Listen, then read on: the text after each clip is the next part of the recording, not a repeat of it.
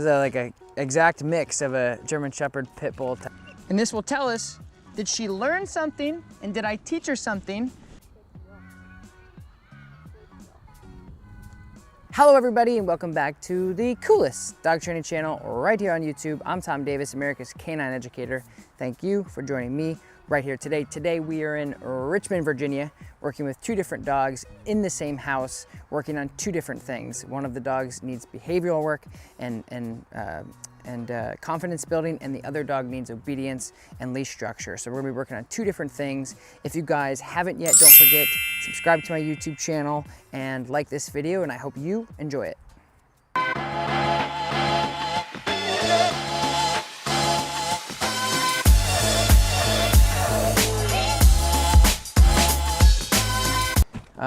About to go in and figure out exactly what's going on and hopefully help these guys out.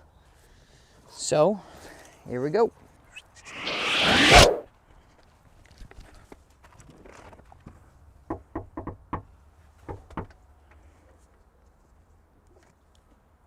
The dogs are barking. Hello. Hello. How's it going? Tom. Steven. Steven, nice to meet you. I'm Tom. Nice to meet you. Nice to meet you. Hi, nice to meet you. Like the game plan, kind of go over like the itinerary of what's going on a little bit more in depth. Olivia, who's our first, she's 3 years old now. Had her since she was a puppy. I think she came from like kind of an abusive background. We rescued her. She's always been super timid. Take her anywhere. We can't walk her. We can't do anything. Yeah. Just she like puts her feet in the ground and just like, I'm not going anywhere. Which is, yeah, more background. They both have gone through like training, purely positive training. Yep. They can do stuff for food, but when Olivia gets into like her state of like, this is scary, it's just Shuts down. everything is gone. Okay. So, and then Asher is just, she's half German Shepherd, half Pit Bull. So she's about a year, and she's just crazy. She's high energy. But just typical puppy stuff, just out of control. Mm-hmm. Again, purely positive. She's a great dog when you have lots of cheese and hot dogs, but doesn't listen at all when Sure. you don't have any of that stuff. Sure. She's a little bit leash reactive to dogs. And it's not just about you guys wanting to have complete and utter control because you're control freaks or you demand respect. Creating a balanced relationship with any dog as far as, you know, structure and discipline and obedience and all these things is actually the healthiest thing for them, because they're not out in the world going, what the heck do I do? Because dogs think so differently than us. We go outside, we're like, oh, we're outside. This is my yard. There's my neighbor. There's the sun. They're like hyper, like irritated by everything. Their sensations, their hearing, their smell, everything is like, phew. So we'll judge them outside, see how we go. Maybe just like, you know, out here on the road a little bit. Maybe walk up and down just a little bit so I can see where you're at. And then we'll come back to HQ here and figure out a good game plan and see what we need to do. Cool. This is like an exact mix of a German Shepherd Pit Bull. So this is Asher, right? Yes. Okay. Hey, sweetheart. She looks excited. You guys are using the gentle thing. Yeah, I see that. But it's See, and it works. nice to have control of her. Yes, yes, it works like a horse harness type thing, like a head halter. It's exactly what it is. The only thing I don't like about it is is where they don't have the option to turn it off. Yeah. Where if you put like a slip collar, prong collar, dominant dog collar, whatever, when the only time that's actually applied is when they pull or when they don't comply to a basic command. Just like a constant. Right. So for that, I love because it works nice. Like they feel that pressure because it hits pressure points. There's two pressure points that it's hitting. There's one up here and there's one right there. But the only problem is it just doesn't shut off. So for me, it doesn't create that clarity of like good, bad. It's just constant like half bad. And then sometimes like there's a lot more pressure. Yeah. So anyway, and then we're gonna put on just a little slip. I want to see, so what I want is more engagement. I want her to go, what are we doing? Where are we going?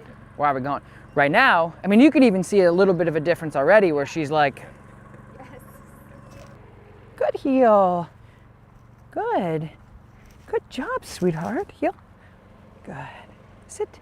Oh, good girl.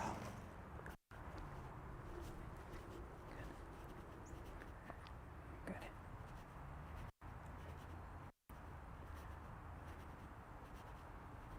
Good girl.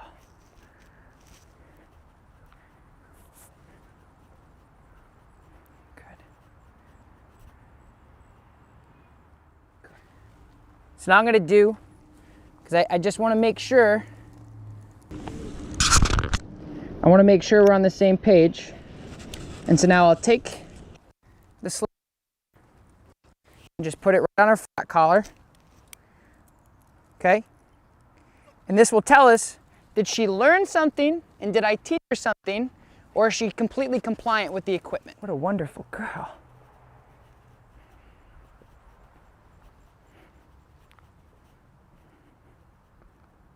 Oh, there's a good girl.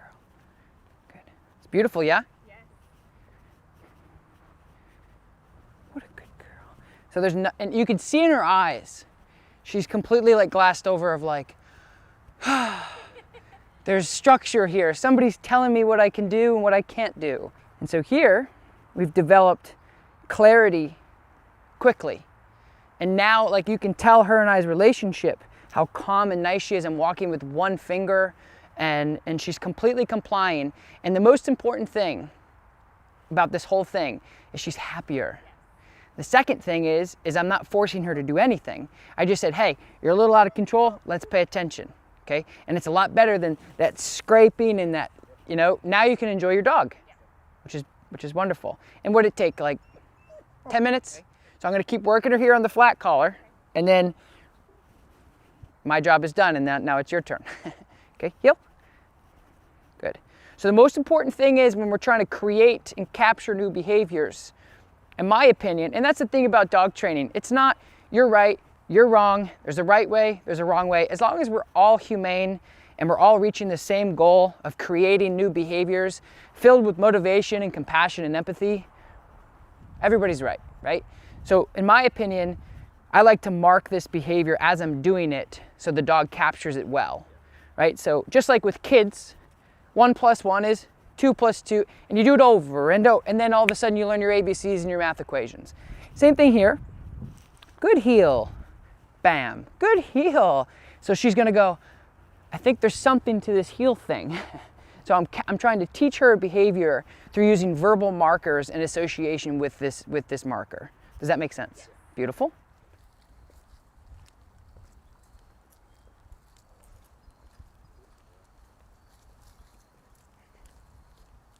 So you can, like if you find yourself, yeah, and you can also too just do a little quick redirection. Switch up, say, hey, pay attention to me. Good girl. Heel, remember? Oh, now I remember.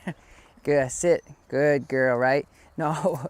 So just tune her back up if you feel like she's like a little kid, you gotta go, excuse me, hello. Wiggly, like jumps around, and ultimately ends up here. Is that a good heel, or is that? You wanna keep her into position. But what I would say is, let me see her. Just try to slow everything down. Everything that you're doing, like take it down like two notches. The faster you move with an animal, the more everything is like stimulated and predatorial for her. So I'm gonna demonstrate that again for you. Heel, heel, pop, there. Did you see that? Now again, no verbal compliance, right? So she gets it. And she's like, oh yeah, right?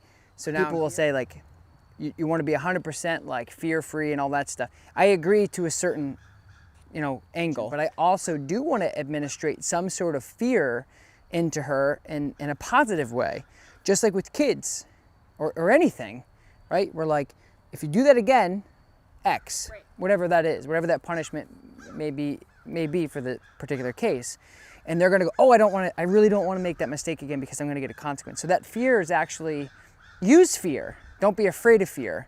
But like I said, because of the propaganda we have in the dog training industry, and it's all over the place. That's why I'm like, I don't really train dogs. I'm here to just work with you guys. I'm completely trying to remove myself from the industry because it's really bad right now. Teach me again the popping technique. I feel like I'm more just okay. Yep. So you go this way. So if you're the dog, so you go out, hold on to the leash because I'm going to tug on you, okay? So when you go that way, you're doing more of like this. Walk that way. So you're like, oh, not paying attention. You're more like, come this way. And that doesn't really, you're kind of like, okay, I'm going this way. So let's go back this way again. So now you fly at the end of the leash, heel, pop. Do you feel that pop like that? I always do that. That's why I always tell people hang on to it. It's okay, but that's what you want to, that's what you got it?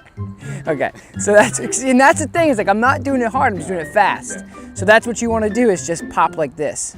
Because again, if you're like, hey, let's go this way, versus like, hey, here.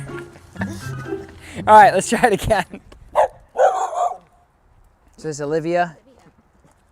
Thank you guys so very much for watching this video. If you haven't yet, don't forget like, subscribe to my channel, turn on your notifications so you don't miss any other episodes coming from me. We're likely gonna shoot a second episode with these guys tomorrow, moving into a little bit more distracted environments. Really happy with how everything's turned out here today with the owners and the dogs. Thank you for watching. I will talk to you next time. Peace.